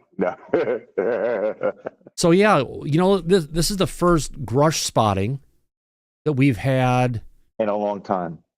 Oh God, a year and a month. Because it was a year and a month ago that he was in front of the VCs or whatever it was, the investment people in New York. He had a weekend appearance that he had, and that was right before his ill-fated op-ed that he never brought out. Yeah, that was back, I believe, in December of 2023. Yeah. And now we've got word that David Grusch is now involved with Hollywood. Is he like the executive producer or something like that for a movie He's based on aliens? producer. Or Yes. Disclosure, for that matter. Mm-hmm. Not to be Executive confused with the producer. one that's called Disclosure that's coming out from Dan Farah. Stevens. You got Dan Farah. His isn't what is Dan's called again? The pro- Disclosure? Is it Disclosure? Because I know Disclosure, yeah. that's the temporary working title for the movie coming out from Steven Spielberg as well. Oh, they all seem to be jumping on that word. Yeah, they are. And supposedly Spielberg stuff, I'm not sure if, there's been rumors of based on stuff coming from Elizondo and Christopher Mellon. Oh, got some good sources there. The Age of Disclosure is the name of the Dan Farah Right. and Lou Elizondo and Jay Right. Stratton documentary. Yeah, they're all jumping on that word to get the public's attention. Disclosure. Yeah. Do you Interesting. blame them for jumping on a word like No, Disclosure? no. It'll get their attention. Yeah. Exactly. So that's what Grusch has been up to. And how Interesting. everything is, tying back. There's Ross Coulthart there. There is. That's definitely Ross. Yeah. So interesting. It all comes back together. And it's just one of those things you're going through your Twitter feeds and you find, pay dirt. We hit something here. All right. That's very interesting. Where's the one here? Androthal. I've got one here. Let me get to here. There is one in here from Matthew Pine's interview. I believe this is one from Disclosure Team. Okay, I've got a clip here from Matthew Pines. You know Matthew, don't you, Mike? I know Matthew very well. Yeah. So Matthew Pines was discussing the great Harold Malmgren, who I actually brought up to Richard Dolan last night. He just passed away about a week and a half ago at this point at the most. Matthew says Harold was able to meet with Senator Mike Round shortly before he passed away. Very integral person. He was part of the Kennedy administration, wasn't he, Mike? He was. He was a young man in his early 20s at the Kennedy administration from 1960 on. Right. So let's play this little clip here. Matthew Pines. All right, here we go. And yeah, he just had a very unique life. He was exceptionally brilliant as a young man. And we didn't get to his full biography, right? But stepping back, looking at the course of his career, you get a sense of like almost providence associated with his life, right? That he was in these places talking with these people, and in a position always to kind of do what he felt was in the public interest, in the public good. That, there's some other folks that he was around, right, and that sort of swam in the same circles as he did, like Dr. Kissinger, that were very much, oriented towards self-promotion and making their names be the names that are written in the history books. And Dr. Malmgren was the exact opposite. He did not care for the limelight, did not care for the notoriety or the attention, or the historical, kind of notoriety. But he was, equivalent in terms of his level of influence and access and trust by multiple presidents over the course of the Cold War, and I think shaped history to a large extent more than most non-elected officials. And so, I think he had a number of insights, perspectives on UAPs, which I really applaud his. When you reach retirement, you just want to chill out, go to the beach, read a book, And this guy was on Twitter, just dropping bombs, right? Every other week it seemed. And to have someone with his pedigree and his bona fides and his intelligence come out and say, in no uncertain terms, right? Like these specific examples of talking with senior officials like Lawrence P. Geist at the Atomic Energy Commission or Richard Bissell, the CIA, about other world technologies and UAP retrievals from back, as early as the early 60s. Hangs a lot of meat on the bone, right? I mean, again, these are all firsthand anecdotes coming out of, the long arc of history. But I think it helps where we are now. We're going to have to look back at that period of history with a new perspective. So I think it is tragic that we lost him, before potentially, the conversation takes this turn in more explicit fashion. I think hopefully there'll be some artifacts, some records of his accounting of some of this information that will hopefully come out soon. So I think this isn't necessarily the last word from Dr. Malmgren that's been recorded. Mike, it would have been great to go ahead and actually have something from Harold Malmgren that actually was earth-shattering, because he's passed away now. Declassified after death. Just go ahead and let it pour, my friend. Oh yeah, that would have been fantastic. I tried reaching out to Harold Malmgren while he was still alive, and his daughter Pippa, but they were so otherwise engaged with what they were doing that I never got a direct response. Unfortunately, he would have been a wealth of information, I feel. It's a shame that he passed, especially because I was thinking about when Trump announced that they're going to be declassifying the JFK papers. Harold Malmgren was actually there, and he would have been, I think, valuable to hear his opinion on the documents and the information that are going to be coming out, because he's one of the last surviving people from that time that would have been able to confirm or deny what we're going to be seeing when and if it comes out and gets declassified. That was my thought on it. But it's too bad it didn't work out that way. Yeah, planets don't always align, but it's interesting to say the least. And well, you've also been an advocate that when these people are of a certain age, you said while they're still around, the information needs to come out. It'd be nice. Mm-hmm. Yeah.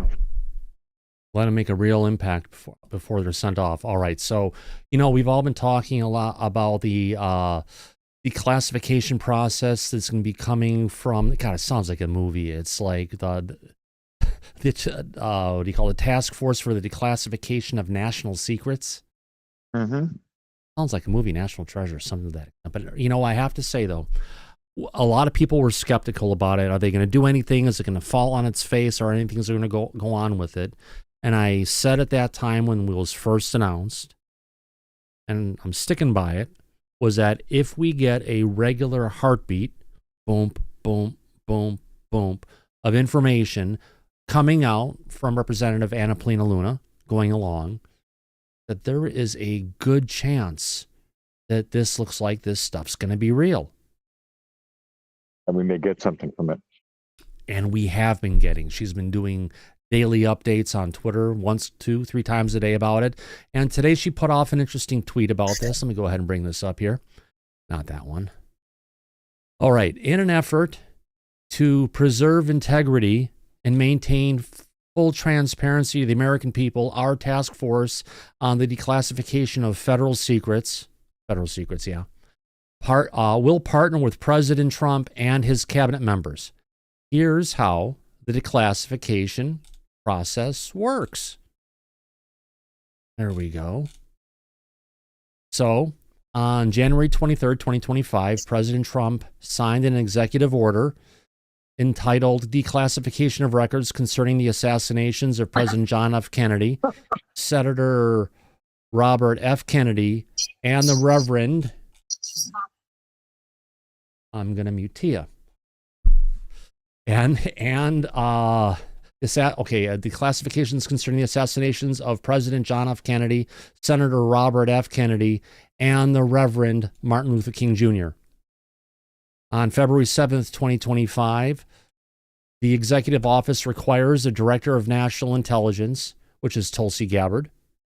Mm-hmm. You guys can't see that. Move it up a little bit here. We got Tulsi Gabbard. We've got AG Pam Bondi. And Michael Waltz, who is the National Security Advisor. So we got Director of National Intelligence, Tulsi Gabbard. We have our Attorney General, Pam Bondi. And then we have the National Security Advisor, Michael G. Waltz. And White House counsel, David Warrington, to prepare for the president within 15 days a plan for the full and complete release of records relating to the assassination of President John F. Kennedy. On March 9th, 2025, the president also instructed the DNI and other appropriate officials to review and present a plan to the president, that will be on March 9th, regarding the full and complete release of records relating to the assassinations of these people within 45 days of March 9th. The plan requires the president's approval before the documents are released according to its terms. Which, Mike, this is sounding a little bit like the Kennedy process, meaning they were going to, but this is different. They're bringing all the documents together to Trump, and he's going to sign off on those things to be replaced if you want actually released. And Trump has made a promise that every one of them is going to get released. So that's how it's working on these two. And this is going to be a similar process we're going to be seeing with UFOs and everything. The whole, if you want to call it, going to get the documents, going to get the stuff declassified, rounding up the stuff, having the president sign off on it. That's all going to be happening within the realm of the executive branch because the, let's just say, the legislative branch doesn't have the capabilities to get it done, and they never have. They can try. They can bring anyone they want in a subpoena, but shit's not going to happen. No, you're right. Here you have the alignment of the proper people within, and then you're going to see stuff like this for UFOs, except they're going to talk about DNI Ratcliffe. Actually, no, they'll talk about DNI Gabbard. They'll talk about the head of the CIA, Ratcliffe. They'll talk about the head of the FBI, Kash Patel. They'll also talk about the person who's the head of the DOE, saying we're going to, and Pete Hegseth from the DOD, and they're going to get all the information from those people, bring it together, and they're going to go through that same process on all of these different topics. Will expose the deep state. Yeah, and I could tell you why this is number one on the list. Because part of the behind closed door deal that Trump had made with R.F. Kennedy Jr., it was to bring his family's documents and all of this information out publicly that has been held back since his father and his uncle were assassinated. Right. And that's why this is priority one for this administration, which I can understand.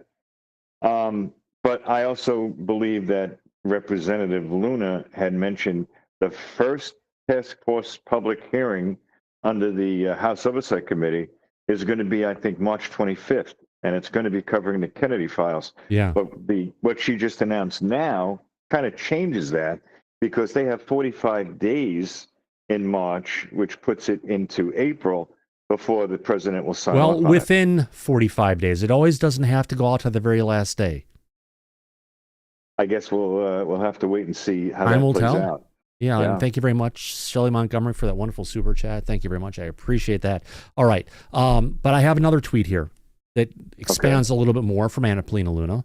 Let's get to this one. Video. So, all right, here we go. Attorney General Pam Bondi has confirmed the Epstein files, the JFK files, and the MLK files are on her desk for review. They're already all collected and they're already there, Mike. And we haven't even had Kash Patel as the head of the FBI. I wonder if he has stuff to go ahead and contribute. Yeah, he, being in the FBI, might have access to some really important information, I think. Again, this is the level of transparency and accountability the American people voted for, and we're working overtime to deliver that to them. Yes, it's really happening. Again, this one was earlier today. This one, I believe, was like, how many hours ago? This is 6 hours ago. And this is what I'm talking about, Mike, these daily updates about what's going on. Yeah, it doesn't seem like they're letting it die on the vine like previous administrations have. Right. So if they're being proactive about it, and it seems like they're pretty serious about bringing this out publicly. Mm-hmm. And that's going to be a whole other can of worms once we actually get our hands on that information. Oh, yeah. So it won't be day the end, after it'll be day, the beginning. She's going and putting out timelines. She's, on March 9th, 2025, the president also instructed the DNI and other appropriate officials to review and present a plan. This is what she was talking about before. She's just, keeping us up to date about what's going on here. This is from 9 hours earlier today. All federal agencies are cooperating with the task force and will provide the requested briefings in the coming weeks. This included, their initial request did list UFOs. As we work to understand the full scope of federal documents related to key national secrets, we are preparing for the task's first hearing on March 26th, in which we'll examine the assassination of President John F. Kennedy. In advance of the hearings, the task force will visit the assassination site and speak with firsthand witnesses regarding President Kennedy's assassination. It's almost like a field hearing, Mike. We'll call it a field trip, though. Yeah, we know how much Representative Luna likes her field hearings. Oh, yeah. We remain committed to delivering the transparency the Americans demand from the government. Representative Annapolina Luna, Chairwoman, Task Force on the Declassification of Federal Secrets. Man, that is a title for a movie. Oh, it is. Yeah. I can't wait till I do a title card on that. Oh, my God. Yeah, this is going to be fun. Oh, it will be. All right. Move back. There's a lot of skeptical people out there who don't want to believe her because, well, Trump is in office and because she's a Republican. It doesn't matter if you don't like a bunch of the stuff Annapolina Luna is doing, or Tim Burchett or other people, or Nancy Mason. Hell, there's even stuff that Nancy Mace is doing that turns us off, Mike. Oh, yeah. No, you're right about that. We talk about that publicly all the time. Mm-hmm. But that's our job, so need to keep them on their toes. Yeah. So they even have getting good pictures together. Again, February 20th. Every single day, she's talking about this stuff, including it's obvious why Adam Schiff was standing outside FBI headquarters protesting yesterday this morning, right before they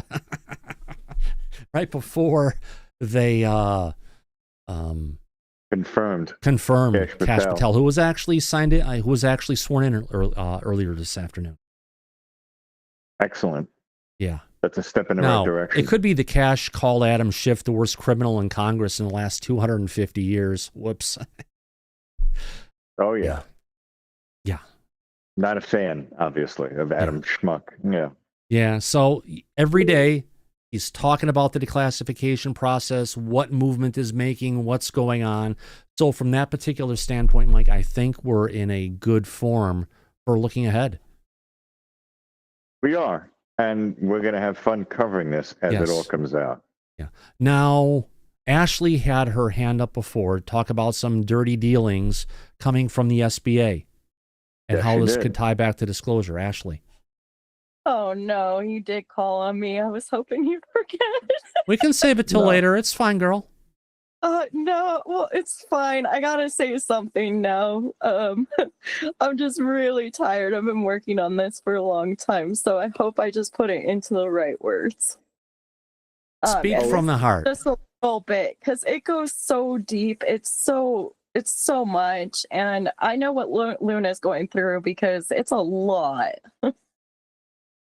And it's taken her every time, but thank you, and I'll say something, okay? Yeah, just get into the Well, let's basics keep it of what short. you If you know. want to talk about it more tomorrow, it's fine with me as well.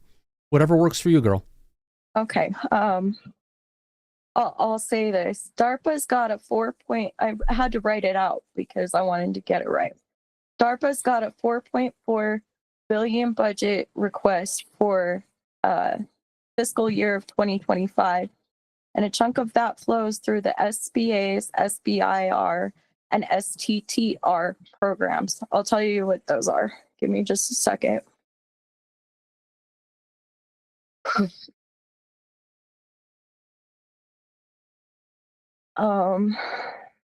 Sorry. No problem. It's a lot of different stuff, but SBIR is a US government program designed to encourage small businesses, fewer than 500 employees, to conduct innovative research and development with commercial potential. It's coordinated by the Small Business Administration and involves 11 federal agencies with sizable R&D budgets, like DARPA, under the DOD, NASA, and NIH. The goal: stimulate tech breakthroughs, especially those with dual use applications, while boosting small business growth. Phase 1 is feasibility, up to $250,000 over 6 months to test an idea's viability. They might fund, say, a new aerospace material here. Up to phase 2 is up to $1.8 million over 24 to 36 months to build and refine the tech. Think scaling a prototype like a rocket engine. Phase 3 is commercialization. So there's no SBIR funds, but they might transition it to DOD use. And this is where, like, there's so much information, it's hard to put in such a short amount of time. But let me go back up to the original one. I wanted to explain what SBIR was.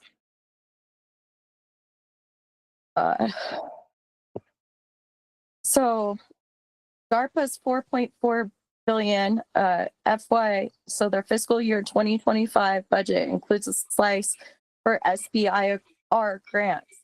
3.2% of its R&D pot, where small businesses snag up to $1.8 million to build cutting-edge tech like Firefly Aerospace's budget-friendly rockets. SBA oversees these awards, but DARPA's Bridges program adds a twist. It hands small firms $50,000 a year. That's not just one small firm, by the way. Yeah. To work But on relative terms, for a business, $50,000 is a drop in a bucket. right. So there's very many on classified aerospace projects hidden from public view. The SBIR processes look clean, open competitions, track funds, but DARPA's knack for secretive budgeting, like other transactions, is where you're going to have to find the receipts, and it's a pattern. And Bridges keeps it under wraps. So there's a lot of information here, but that's what I got for you guys right now. And I was just so nervous about talking about it because every time you talk about stuff like this, you're putting a risk. Yeah, I got you. Very interesting information, though, Ashley. I appreciate that. Wow. Great stuff to talk about. Oh, wow. What a great show today, Mike. Yeah, we covered a lot. Yeah, I know. We started 2 hours late. We started 2 hours late. We started 10 minutes later than usual, but. Did you see the clip I sent you, Thomas? What was that, Nick? Go ahead. Danny Sheehan clip. Did you see that Danny Sheehan clip I sent you? I've already played one Danny Sheehan clip from that episode. And is this one that's from the show from Disclosure? I mean, I've already played clips from 2 different interviews of Danny Sheehan, and I can't go deeper without getting in trouble potentially on fair use. It's the UFO podcast. I've already played one clip from Danny Sheehan from that UFO podcast. It was a 3-minute clip, which is about the limit that I can pull from a show. Okay. Yeah. I appreciate it, though. Thanks, Nick. I appreciate you trying to get us to go ahead and see that one. All right. What a great show. What a great opportunity to hang out with friends. Happy Friday, everybody. At least this monitor came on one more time. That means I'm going to have to go to Costco and buy a replacement. I think hopefully they're on sale. If not, oh well. I just need another 31.5-inch IPS display to replace this one. Maybe get a 2-for-1 special. Daryl Zernick, your hand is up. 265 LG. I just bought 2 of them from Amazon. 4K. Are they IPS or VA? IPS and HDR10. How many inch? 31.5. Ooh, send me the link in the back. Okay. I'll go click buy. All right, we'll do it. Oh, that's cheap, my friend. Thank you very much. That is a steal and a half. See, that's what it's about. It's about tech deals, my friend. We all use a lot of technology around here. Yeah, this one has just been limping on for a while. It's been bleeding on the side of it, too. It's not bleeding too much right now, probably because it's dying. But, yeah, wonderful. What friends. I love it. It's better than a super chat, Daryl. Thank you. Because not only do I get to spend the super chat money on something and save money at the same time. All right, Costco has some deals right now on Samsung and TCL. Yeah, they do. But you get what you pay for. You get what you pay for, and a lot of these big things, when they're on sale and everything, you will find deals on it. But I want to go ahead and thank everybody for coming out to Disclosure tonight. What a great show. What a great opportunity to go ahead and hang out with friends. My goodness. Mike, it's been one heck of a good show. Oh, it's been a lot of fun, Thomas. It was good for the audience and good for us. And we covered a lot of ground tonight. Oh, yeah. Now, you won't be here tomorrow because you've got your daughter's birthday. Yeah, but I might be here tomorrow. We'll see how that plays out. It's that special day. If you're not here, you're being super dead. I get it. Mm-hmm. Yeah. No, it's okay. We'll see how it goes. We'll talk more about it tomorrow. Yeah, remember, you got 2 more days, and then you're 1 week in. Yeah, I know. 1 week down, 50% of the way there. 1 to go. On that note, I want to go ahead and thank everybody for your wonderful super chats today. What am I talking about? There were a ton of them. I want to thank Shelley Montgomery. Nixley. No, we have not seen Greer's briefing document that he submitted to the administration. If so, what do I think about it? What do I think about it? Wait, is that there? Going beneath the stuff. Why do I think... What do I think of it? Mike, I don't think it was actually read or determined or even reviewed by the executive branch. So, I'm not 100% sure about that either. Yeah. We'll see. But my guess is not. Let's all go ahead then and thank Tim Jackson. Yes, is Rick Doty that's on your show the same Richard Doty from Kirtland Air Force Base? Yes, it is, Mike, correct? Yes, I answered Tim already in the front chat. Yep. Yeah, just making sure everybody sees it. Faye's thank you very much. Daryl, we got the poll. Great turnout from the audience. Thomas Fanto, Danny is not likely lying. He's likely low. Well, yeah, praise the cash, of course. Charles Kerr, thank you very much. Saying hi to Firefly. Ashley Kennedy, thank you very much. This show is the best when it comes to everything disclosure. Show the love. Absolutely. I want to thank Eli McGinnis, Wildcat Mahone, Matthias Wolkenstein. What do you guys think about the psionic stuff? That was a great distraction at the start of the show, Matthias. Thank you very much. Also want to thank FreezerMan71, Donna Fitzpatrick, and Wildcat Mahone for your super chats. Thank you very much, everybody. Really appreciate everyone's love and support. Mike, thank you for coming out. Everyone in the back, thank you for coming out, Mike. And as we usually say at the end of every episode of Disclosure tonight, eyes open, no fear, be safe, everyone. Oh, God. It just died. Tell it to continue. Let's see if this works. Go back to Party City where you belong. Absolutely. We'll catch you in the flip side. Good night, everybody. Probably see you tomorrow. Take care now. Bye-bye. I'll come back now. Here.